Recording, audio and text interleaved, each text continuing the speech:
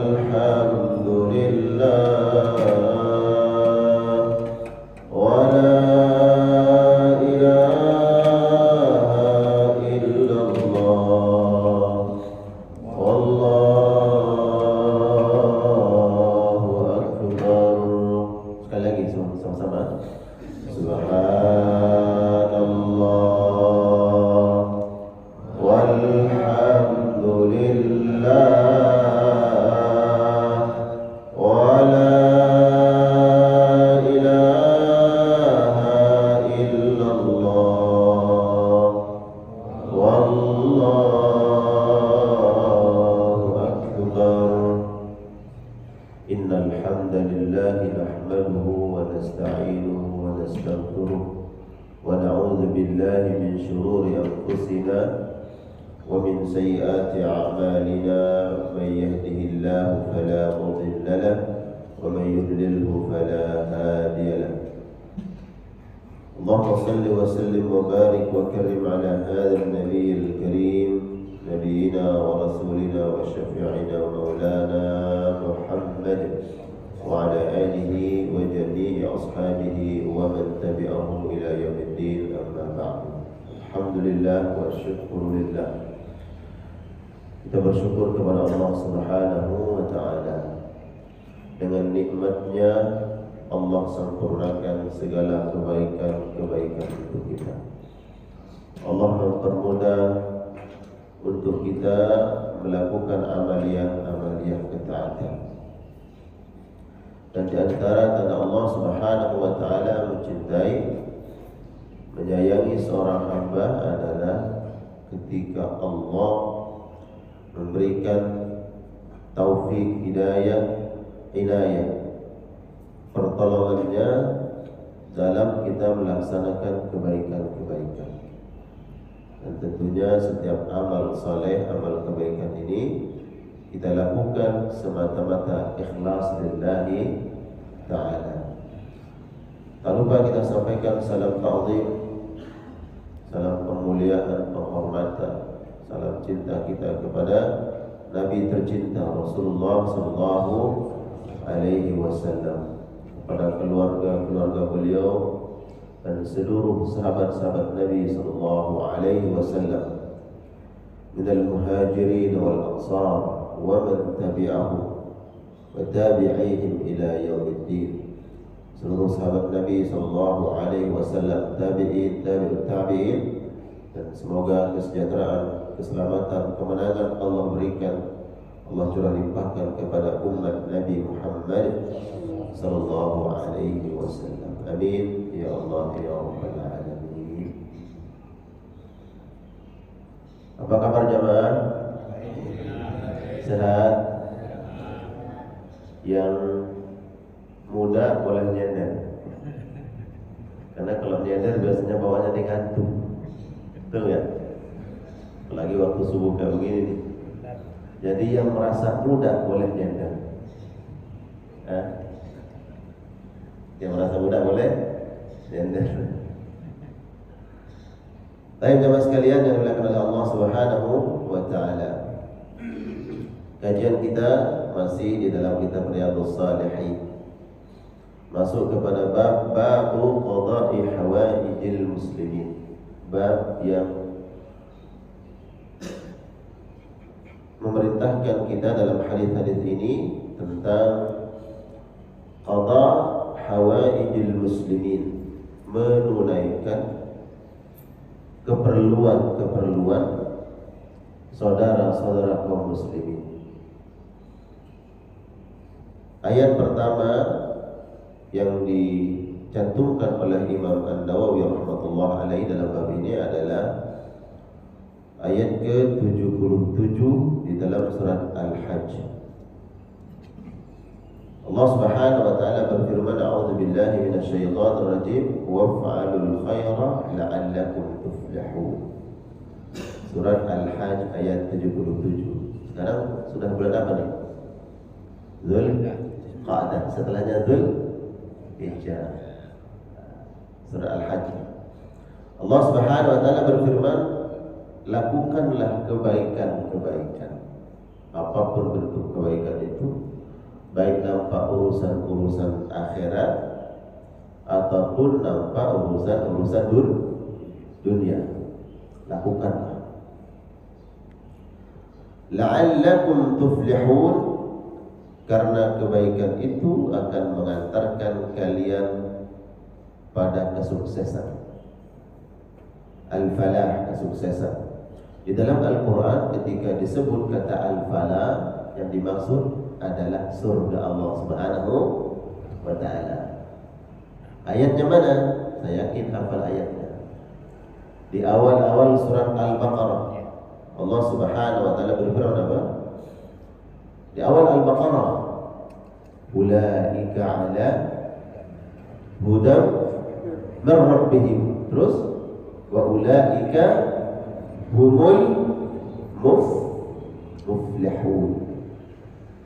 Mereka-mereka yang selalu di atas petunjuk dari Tuhan mereka, dan mereka orang-orang yang mendapatkan keberuntungan. Nah, maksud keberuntungan di dalam Al-Quran itu adalah Al-Jannah, surga Allah Subhanahu wa ta'ala. Karena itu sesungguhnya keberuntungan yang sebenarnya. Kalau di dunia merasa alhamdulillah hari ini dapat untung, sebesar apapun keuntungan itu, bila dibandingkan dengan keuntungan akhirat tidak ada bandingannya. Keuntungan yang sesungguhnya adalah ketika Allah nanti masukkan kita ke dalam surga. Itulah keuntungan yang sesungguhnya. Maka Allah katakan di dalam surat Al-Hajj ayat 77 ini, lakukanlah segala macam bentuk kebaikan, jangan pandang bulu. Mungkin orang menganggap kebaikan itu biasa-biasa saja, dianggap sepele, dianggap remeh, tapi di hadapan Allah, karena bisa saja pandangan kita dengan pandangan Allah berbeda. Lakukanlah kebaikan-kebaikan itu, baik urusan-urusan dunia, nampak seperti urusan dunia. Kalau kita lakukan semata-mata ikhlas karena Allah, tujuannya untuk melaksanakan perintah-perintah Allah, maka itu akan bernilai akhirat. Apalagi yang nampak urusan-urusan akhirat, salat, hadir kajian seperti ini urusan akhirat, urusan dunia. Ada yang datang ini nanti keluar dari masjid semuanya dikasih transport, ada? Enggak kan? Semuanya ikhlas karena Allah, ya, datang untuk mencari ridha Allah Subhanahu wa ta'ala. Maka lakukanlah kebaikan-kebaikan itu. Hadis yang dicantumkan oleh Imam Nawawi dalam bab ini adalah hadis yang diriwayatkan oleh sahabat Abu Hurairah radhiyallahu ta'ala anhu, dan periwayatannya sampai kepada Imam Muslim rahmatullah ta'ala alaihi. An-Nabi sallallahu alaihi wasallam qala, kata Abu Hurairah, Nabi sallallahu alaihi wasallam bersabda, "Man naffasa an mu'minin qurbatan min qurabid dunya, naffasallahu anhu qurbatan min qurabi yaumil qiyamah." Siapa orang yang meringankan, nafasa meringankan, an mu'minin qurbatan, beban atau kesulitan orang-orang beriman, min qurabid dunya, daripada kesulitan atau beban dunia, nafasallahu anhu qurbatan min qurabi yaumil qiyamah. Allah Subhanahu wa ta'ala akan meringankan satu kesulitannya nanti pada hari kiamat. Wa man yassara an mu'sirin, dan barang siapa yang mempermudah, yassara mempermudah, yusrun mudah, an mu'sirin atas orang yang kesulitan, mu'sir orang yang kesulitan, yassarallahu alaihi fid dunya wal akhirah, Allah akan mempermudah urusan orang tersebut, urusan dunianya dan urusan akhiratnya. Nah, ini yang pertama. Ya, Nabi SAW memotivasi kita untuk senantiasa memiliki sifat kepedulian, peduli,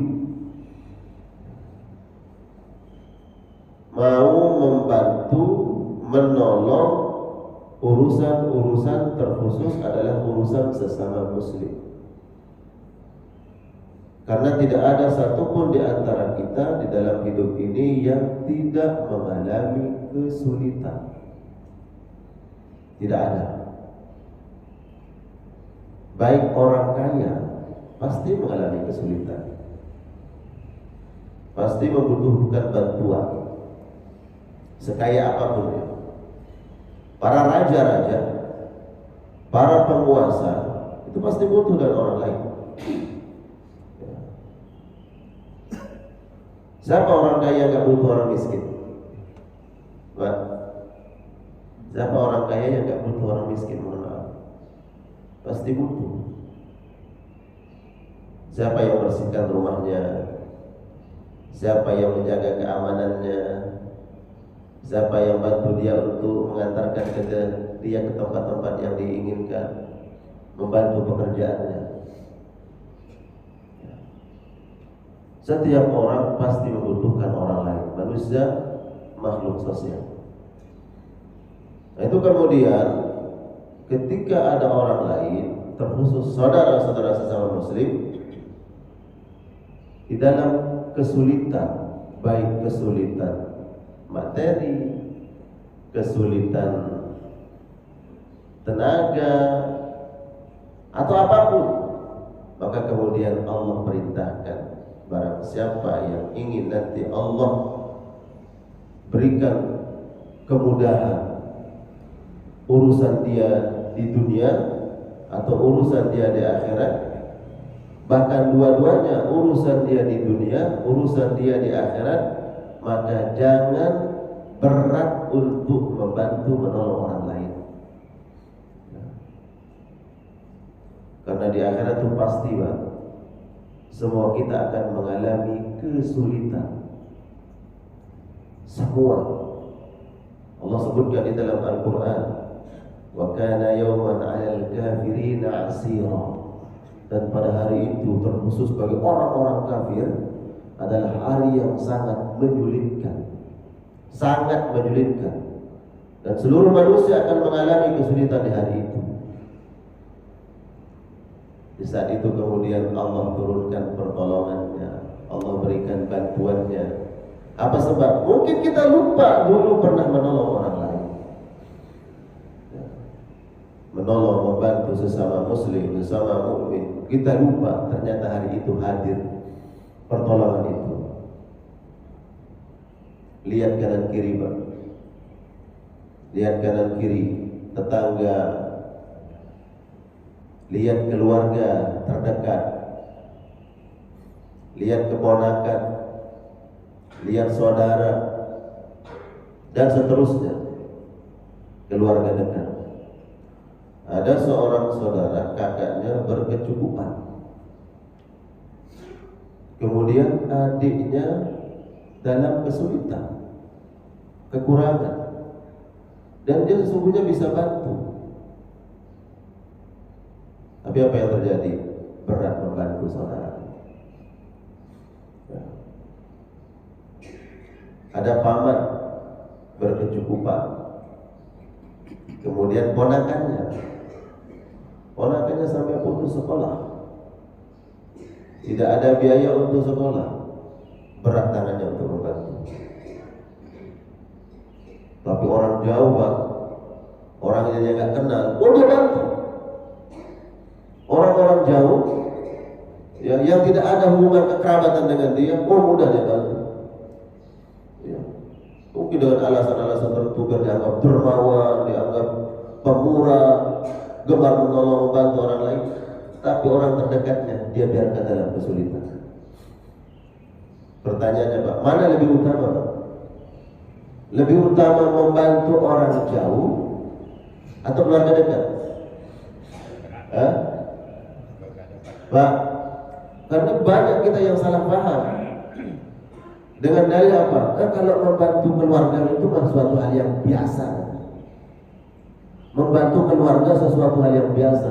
Tapi kalau membantu orang itu yang luar biasa. Itu dalilnya. Syariat ini tidak diukur dengan hawa nafsu kita, perasaan kita. Mungkin orang menganggap dia kan membantu saudaranya, wajar kan dia bantu saudaranya. Dia bantu ponakannya, wajar dia bantu ponakan, keluarganya kok, kata dia, keluarganya kok. Kalau orang jauh nggak dia membantu, ya benar. Mana lebih utama? Keluarga dekat atau orang jauh? Keluarga dekat. Itu lebih utama. Bahkan dalam zakat fitrah, boleh nggak memberikan zakat fitrah ke saudara? Boleh nggak memberikan zakat fitrah ke saudara? Boleh. Boleh memberikan zakat fitrah. Kalau saudara umpamanya dari golongan yang mustahik, boleh diberikan. Allah perintah. Bukan berarti kemudian menolong keluarga dekat menutup pintu menolong orang jauh, bukan. Ini kita ingin meluruskan bahwa ada orang yang salah paham tentang keutamaan kebaikan. Dalam bahasa agama disebut dengan al-aulawiyat, prioritas. Dia prioritaskan yang jauh, yang dekat dia tinggalkan. Dia prioritaskan yang sunnah, yang wajib dia tinggalkan. Itu.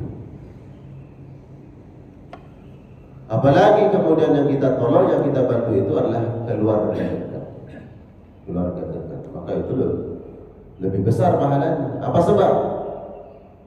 Apa sebabnya, Pak? Satu, menolong.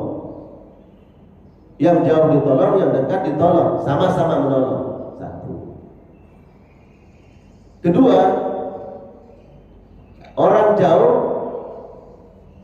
ada hubungan silaturahim tidak? Ada hubungan kekerabatan tidak? Tidak, namanya orang jauh. Yang jauh yang dimaksud di sini bukan jauh jaraknya, ya, bukan jauh jarak. Yang dimaksud ini adalah hubungan.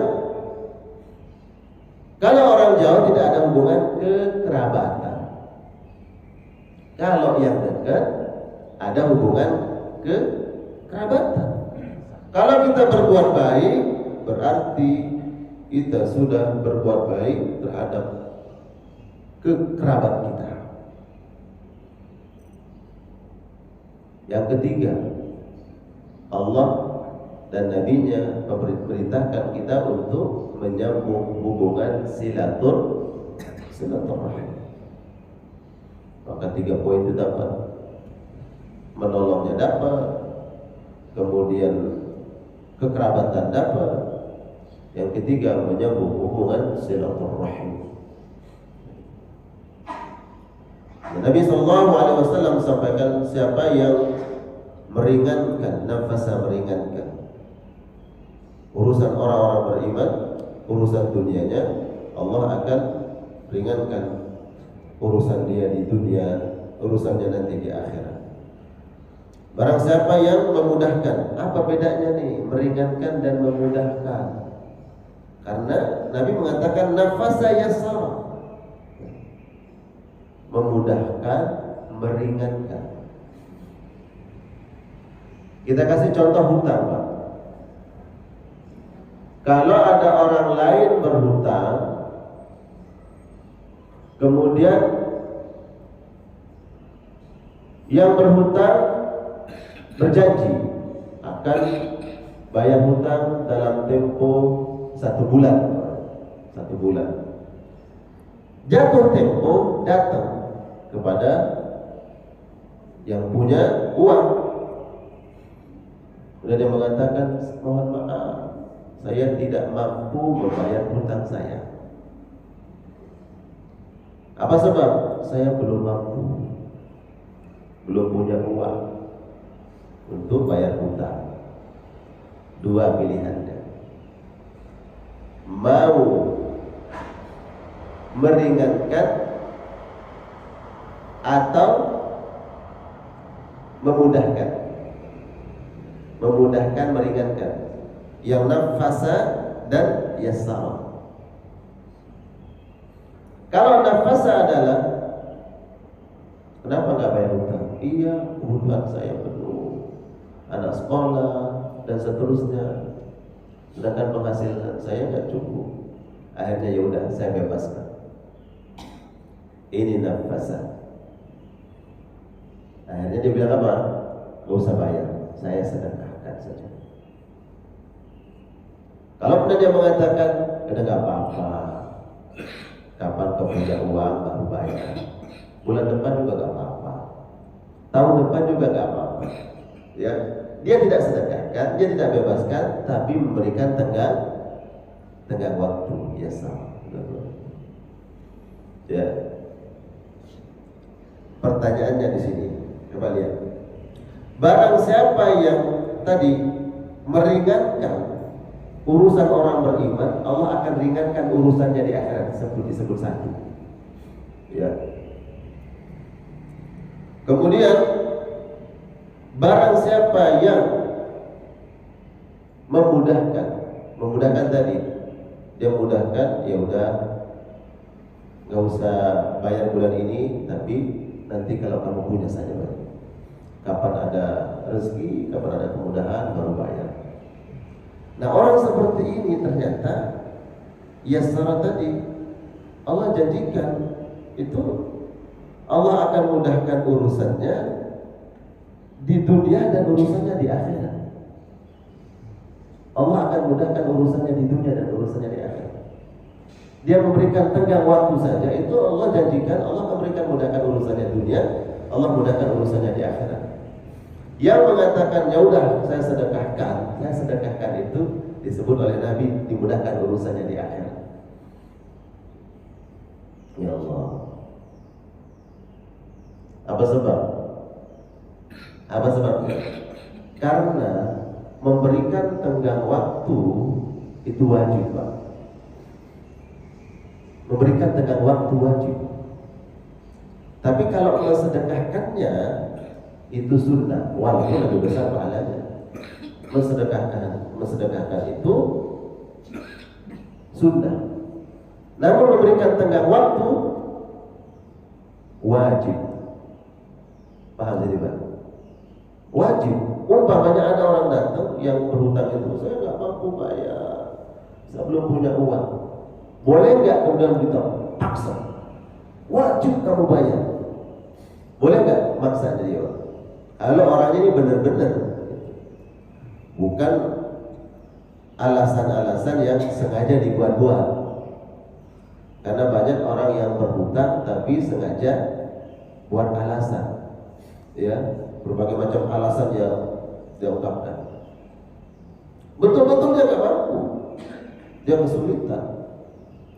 Maka yang punya piutang itu wajib memberikan tenggang waktu, nggak boleh maksa, gitu. Kalau benar-benar, makanya dijanjikan oleh Allah orang yang memberikan tenggang waktu ini, Allah akan mudahkan urusannya di dunia, Allah akan mudahkan urusannya di akhirat. Tapi kalau mensedekahkannya, itu sunnah, terserah. Uang kita, hak kita, mau terserah. Mau sedekahkan, alhamdulillah. Memberikan tenggang waktu, alhamdulillah. Namun bagi orang yang berhutang, ini berat Pak. Orang yang berhutang. Kata Nabi SAW, kalau ada orang yang meninggal dunia, kemudian dia punya hutang, dan belum ada orang yang menjamin hutangnya, baik dari ahli warisnya, kemudian sahabatnya, teman atau siapa saja, tidak ada yang menjamin. Kata Nabi, ma dakhalal jannah, dia nggak akan masuk surga. Terkait hutang. Hati-hati Pak. Kita di sini ada yang berhutang Pak? Hah? Ada yang berhutang? Banyak. Ya. Bukan nggak boleh berhutang, boleh. Ya. Nabi pernah berhutang dengan orang Yahudi. Kemudian Nabi memberikan baju besi beliau itu sebagai jaminan. Nabi berhutang. Tapi Nabi melarang orang-orang yang menjadikan hutang ini sebagai kebiasaan dia, berhutang. Ya.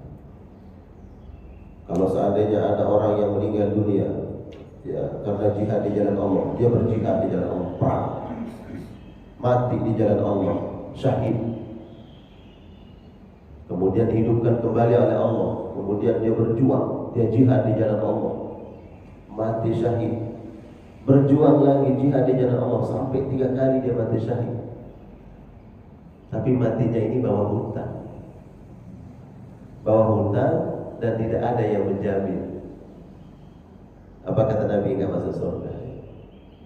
Kecuali hatta yuqda anhu dainuhu, sehingga ada keluarganya atau ahli warisnya mengatakan, dan saya yang siap menjamin, saya yang siap bayar hutang. Nah, kalau orang meninggal dunia bawa utang dan tidak ada yang menjamin,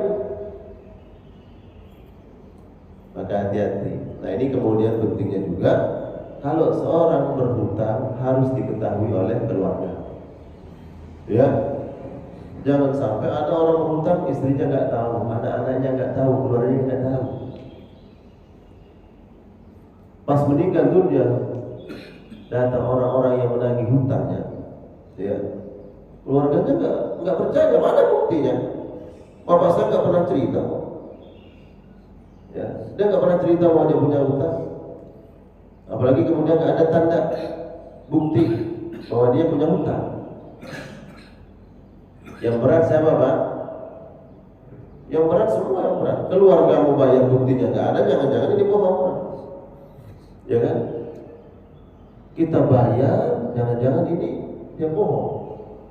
Ya, teman kantor, temannya di mana, nggak dikenal sama anak-anaknya, nggak dibayar, dia berpikir orang tuanya, jangan-jangan benar dia punya hutang, berat ya di sana, kan bimbang. Ya, bimbang. Mau dibayar, jangan-jangan bohong, nggak dibayar, ini orang tua saya. Ya, banyak kasus seperti ini Pak. Orang yang berhutang nggak cerita dengan keluarganya, dia nggak cerita sama istrinya, nggak cerita sama anak-anaknya, ternyata punya hutang. Dia menganggap bahwa dia saya masih sehat ini, nantilah saya bayar, bulan depan saya bayar, ya, tahun depan saya bayar. Hutangnya dia nggak cerita sama keluarga, meninggal dunia, siapa yang nanggung? Hatta yuqda anhu dainuhu, sehingga dia dibayar hutangnya oleh keluarga. Nah, kemudian lanjutan hadisnya, wa man satara musliman satarahu Allah fid dunya wal akhirah. Barang siapa yang menutup aib sesama muslim, satarahu Allah fid dunya wal akhirah, Allah akan tutup aibnya di dunia dan di akhirat. Allah Akbar. Ini Pak, kita ini bawa aib. Siapa nggak punya aib? Ustaz, semua punya aib. Allah saja yang menutup aib kita. Kalau seandainya diumbar, dibuka aib-aib kita oleh Allah Subhanahu wa ta'ala, mungkin malu. Ya, malu.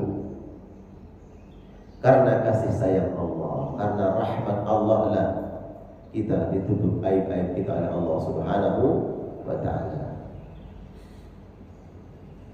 Orang yang menutup aib orang lain, Allah akan tutup aibnya. Kebalikannya apa Pak? Berarti kebalikannya, kalau ada orang yang suka mengumbar, menceritakan, menyebarkan aib orang lain, nah, nanti Allah akan buka, Allah akan sebar aib dia. Ya. Mafhumul mukhalafah, pemahamannya begitu. Kita diperintahkan oleh Allah menutup aib orang lain agar Allah menutup aib-aib kita. Ya Allah, kita diberikan pakaian oleh Allah Subhanahu wa taala. Pakaian ini adalah penutup aib kita. Libas disebut dengan libas, pakaian. Karena pakaian inilah, mohon maaf Bapak, penyakit kulitnya tertutup. Ya. Warna gosong kulit kita tertutup. Ya, aib-aib tubuh kita tertutup karena pakaian kita. Nah, itu penutup jasad kita, pakaian ini. Lalu penutup aib dalam rohani kitanya apa Pak? Walibasul taqwa. Pakaian kita adalah pakaian takwa untuk menutup aib kita. Takwa kita kepada Allah Subhanahu wa taala. Nah, karena pakaian takwa kita kepada Allah, inilah yang benar Allah menutup aib-aib kita. Jangan suka. Apalagi ada orang yang gemar mencari, sengaja mencari aib. Tidak ada keperluan, tidak ada kepentingan. Pokoknya dia menggemarnya, senang. Maka orang seperti ini diibaratkan dalam Al-Quran bahwa dia seperti memakan bangkai saudaranya sendiri. Memakan bangkai saudara, orang yang suka mencari aib orang lain, kesalahan orang lain, dan dia ubah. Barang siapa yang menutup aib saudara sesama muslim, maka Allah akan menutup aibnya. Nah, kalau Allah sudah menutup aib kita, maka jangan umbar aib kita sendiri. Ya kan? Allah sudah menutup aib kita, tapi kita sendiri yang mengumbar aib kita. Kita enggak ada yang tahu bahwa kita ada prahara dalam rumah tangga kita. Enggak ada yang tahu. Ya, baik kanan kiri, keluarga dekat, keluarga jauh, enggak ada yang tahu. Ditutup. Allah yang tutup. Karena Allah yang tutup, Allah yang jaga. Maka jangan kemudian kita yang umbar, kita buka kemana-mana. Ketemu teman dia cerita, ketemu ini dia cerita. Ya, aib keluarga diceritakan di mana-mana. Ya, dan ini juga zaman fitnah. Zaman fitnah. Ya, kenapa saya sebut zaman fitnah? Karena urusan dunia, ya, orang kemudian gemar mencari aib-aib orang lain. Tahu nih Pak, media sosial, medsos, ya kan? Sengaja buntutin orang, mencari aib orang lain untuk apa? Biar nanti dia bisa naikkan ke medsosnya, banyak viewernya. Ya, makin seru itu aib, makin banyak orang yang nonton. Makin banyak viewernya, makin banyak followernya. Makin banyak followernya nanti, ya banyak yang didapatkan. Betul nggak? Ya Allah, ini zaman fitnah. Ini zaman fitnah. Hati-hati. Siapapun orang yang kemudian menjadikan itu sebagai profesinya, dia meraup ya materi-materi dunia dengan cara-cara seperti itu, tidak bertahan. Karena sekarang semua orang bisa mengakses itu, mencari jalan itu semua orang. Kalau dulu enggak, Pak, terbatas saja. Terbatas. Orang yang punya profesi, yang begini, yang sama. Udah dia bawa kan. Kalau sekarang juga bawa HP, mana-mana orang bawa HP. Saya nggak nyebut profesi, tadi kan tahu nggak maksudnya gini-gini tuh. Ya. Setiap jam 11 siang, jam 10 tayang kan.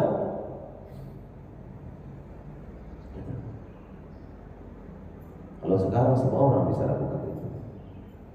Ya. Dia cari yang heboh-heboh, apalagi cari aib orang lain. Dia buntutin suami orang yang selingkuh.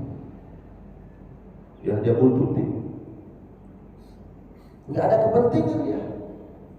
Ya, nggak ada kepentingan apa-apa. kemudian dimasukkan ke medsos, ributlah di medsos.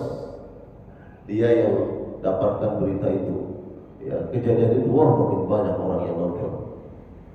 Kepentingan dia apa? Dia membuka aib orang lain. Nabi SAW secara jelas-jelas saja sahabat itu datang ke Nabi, ya Rasulullah, tahirni, ya Rasulullah, aku pernah berbuat zina. Zina itu aib atau tidak?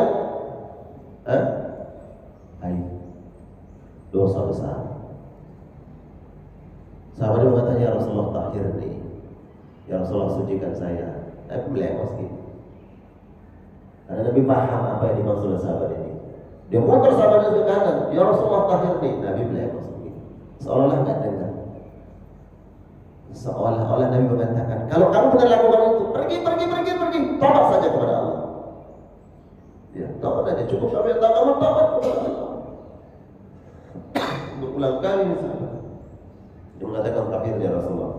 Baru Nabi tanya, ata'ni zina, apakah yang kau maksud itu adalah kau berbuat zina?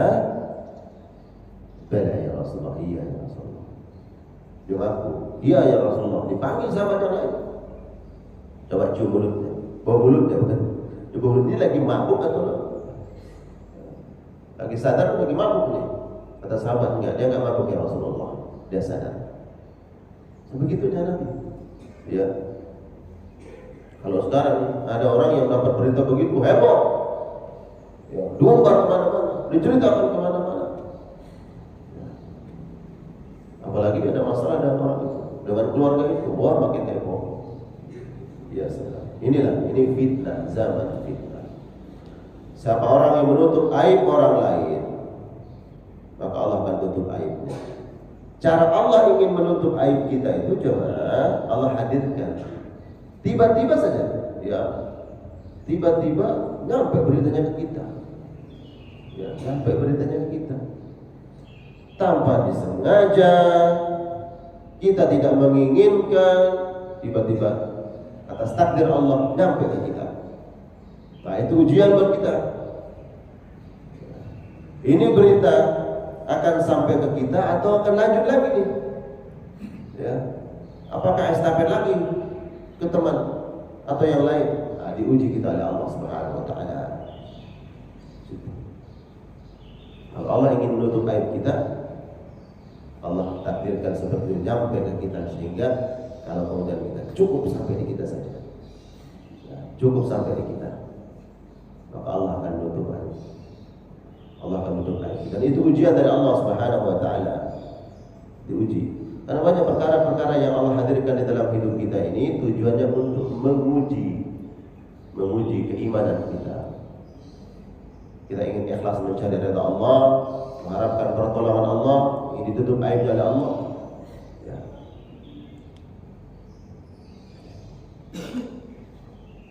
Dan itu menjadi amanah yang berat.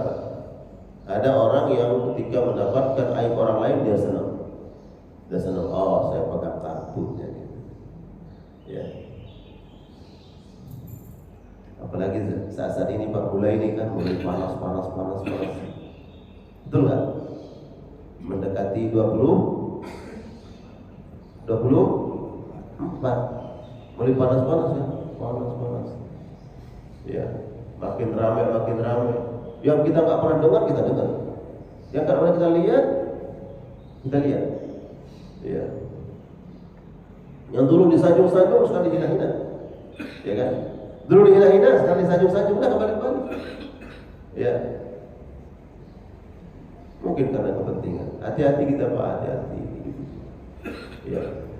Yang nggak terjadi terhadap orang itu disebar, ya, dan seterusnya.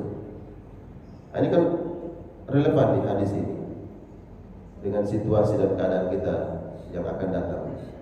Ya, banyak aib-aib dibuka. Ya Allah.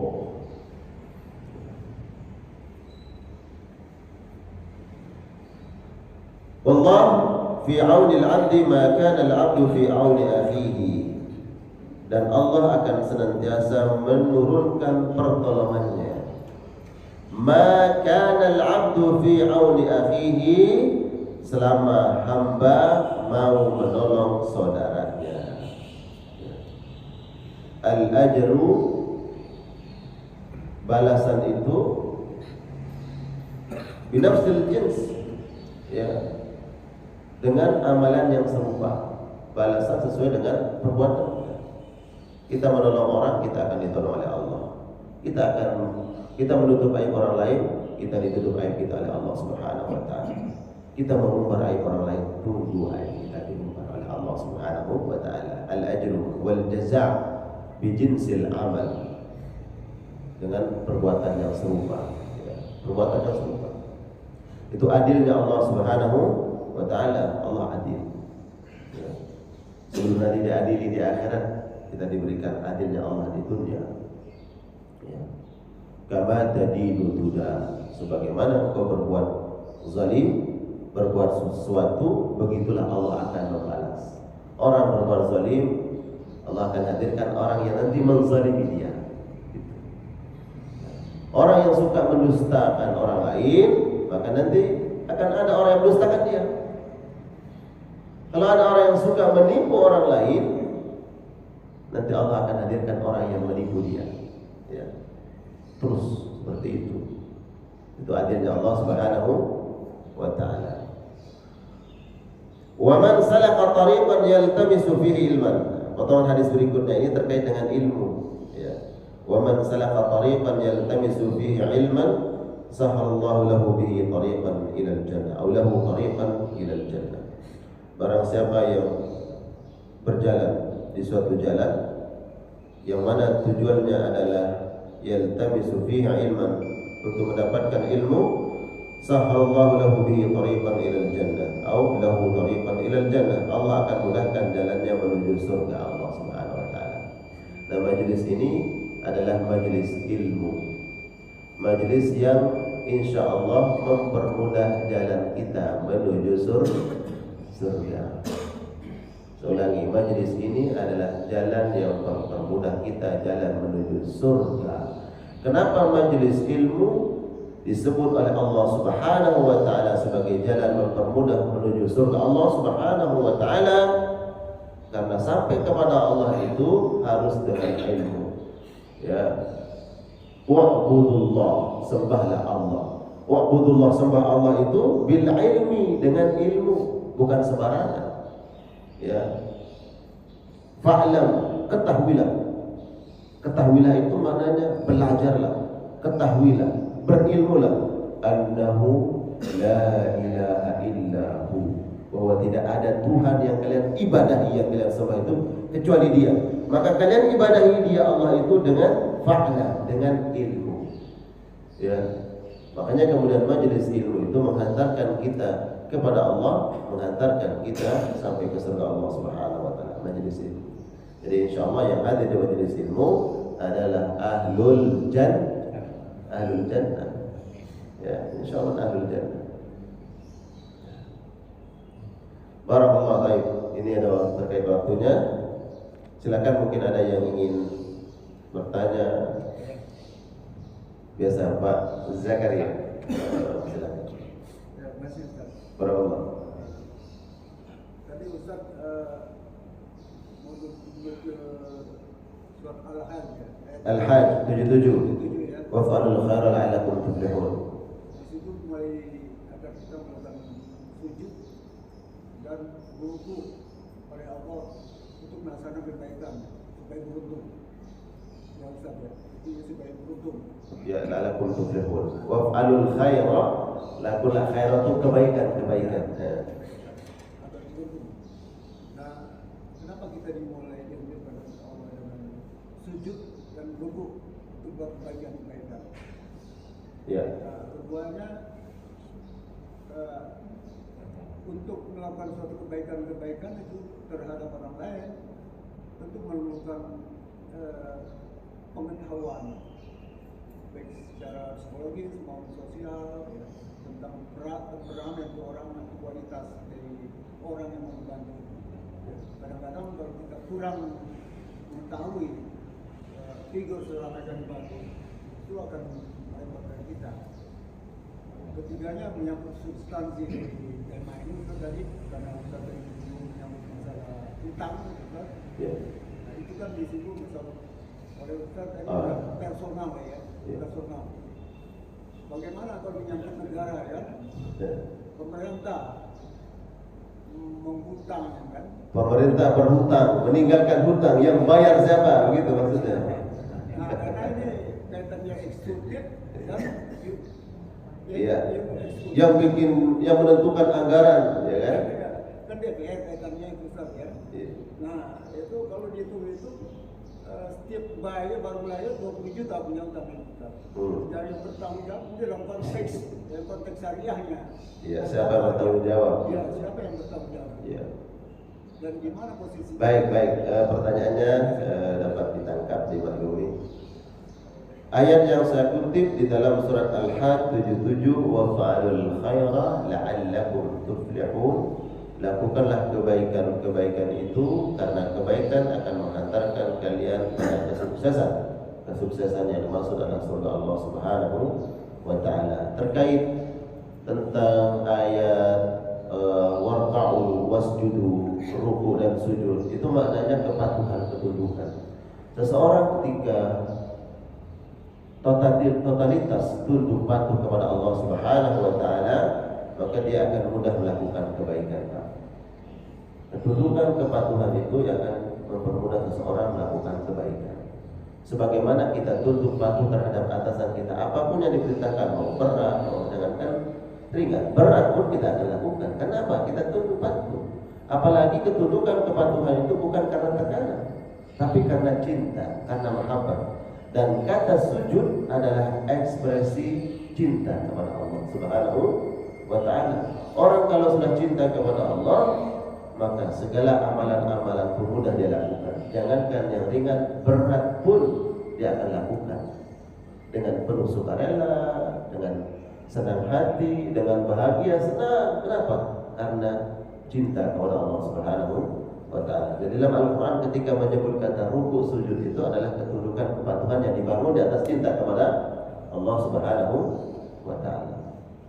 Nah, adapun tadi terkait kalau seandainya negara punya hutang, yang bertanggung jawab itu siapa? Apakah presiden yang memang berhutang dia bertanggung jawab? Ya, pemimpin itu dia diberikan hak oleh Allah Subhanahu wa taala untuk ditaati. Ya, maka Nabi sallallahu alaihi wasallam melarang umatnya untuk melakukan bugat. Bugat itu menentang dan ingin menjatuhkan kepala pemerintahan. Dilarang oleh Allah Subhanahu wa taala, dilarang oleh Nabi sallallahu alaihi wasallam. Nah, kemudian dia diberikan hak untuk berijtihad. Ijtihad apa yang harus dia lakukan? Kalau niatnya itu adalah baik demi maslahat, maka ijtihad yang dia lakukan kemudian benar sesuai dengan prediksinya, sesuai dengan hitungan-hitungannya, maka dia mendapatkan pahala 2. Ya, seperti orang yang berijtihad dalam ilmu fikih. Pemimpin itu, ya saya ingin melakukan perkara ini. Ya. Kemudian dia lakukan. Kalau benar, maka dia mendapatkan 2 ijtihadnya. Ijtihad benar dan pahala dia dapatkan. Kalau seandainya dia salah, ya salah prediksinya, tapi dibangun di atas niat yang benar dan hitungan yang benar, maka dia tidak dibebani dosa. Kalau memang semata-mata lirra'iyah, untuk rakyatnya, semata-mata tujuannya lil maslahat. Karena tujuannya dihadirkan seorang pemimpin itu adalah menghadirkan maslahat. Nah, kalau tujuannya maslahat, benar apa yang dia lakukan mendapatkan pahala. Seandainya tidak sesuai, maka dia tidak dibebani dosa oleh Allah Subhanahu wa taala karena dibangun di atas tadi niat. Namun kalau dia berhutang, ya, dengan tujuan-tujuan tertentu, ya, kita nggak menyebut seseorang, ya siapa saja, ya apakah dia kepala negara, ya, kepala daerah, kemudian dia berhutang tujuannya untuk memperkaya kelompok, golongan, apalagi untuk memperkaya dirinya, menggunakan itu sebagai kesempatan, berat tanggung jawabnya di akhirat. Ya. Jadi gimana kalau dia berhutang? Apakah dia akan dituntut oleh Allah Subhanahu wa taala dan ruhnya tidak diterima karena dia berhutang? Itu tidak, ya. Kalau tujuannya tadi adalah demi maslahat. Kemudian yang terakhir tadi Bapak menyebut apa?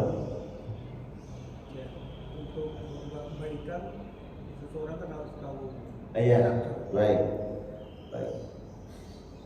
Salah dalam melakukan kebaikan itu lebih baik daripada salah dalam melakukan keburukan. Maksudnya gimana? Kalau saya sekarang melihat orang ini, kemudian saya mengatakan orangnya betul-betul butuh, saya sangka dia betul-betul butuh. Setelah saya bantu, Bapak bebaskan hutangnya tadi, ya terkait personal tadi. Kemudian setelah beberapa hari datang orang, Bapak salah, orang itu sudah nipu Bapak. Ya, dia punya uang, ya, untuk bayar hutang, tapi ya memang kebiasaannya begitu. Bapak tertipu kan? Kita salah. Ya, salah dalam hal itu, salah memprediksi. Ya udah, itu nggak akan menjadi mudarat buat kita. Itu menjadi pahala, jadi kebaikan. Tapi salah dalam memprediksi begini, orangnya benar-benar butuh, tapi kita menganggap ini dia nipu kayaknya nih, ya kan? Hanya dia nipu, dia mau manfaatin kita aja nih. Kita salah di situ. Ternyata selama beberapa hari orang bilang, Bapak kenapa nggak bantu Pak? Ini orang yang kemarin itu betul-betul butuhkan bantuan. Apa yang terjadi? Kemarin dia butuh uang itu untuk istrinya yang sakit. Karena dia nggak punya uang, dia nggak bawa ke rumah sakit. Apa terjadi? Istrinya meninggal dunia. Salah dalam prediksi. Salah yang pertama itu lebih baik daripada salah yang kedua. Ya. Salah dalam memaafkan lebih baik dalam salah dalam menghukum. Itu kata Pak Umar bin Khattab. Ya.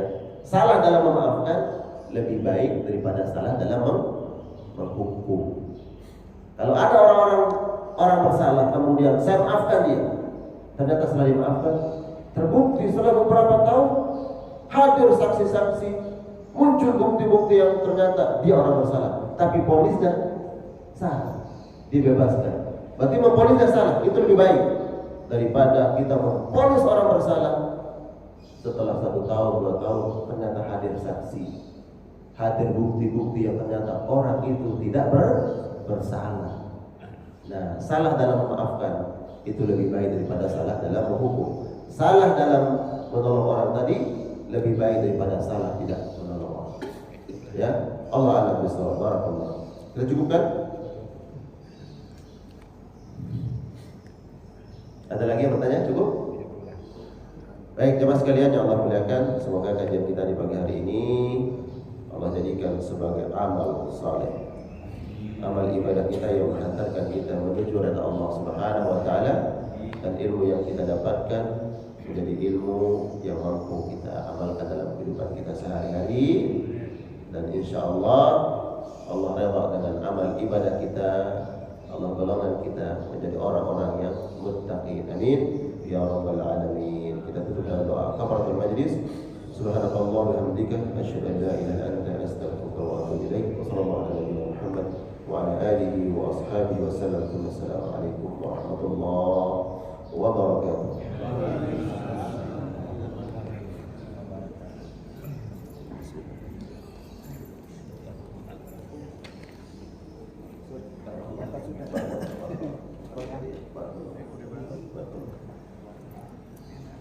Sudah.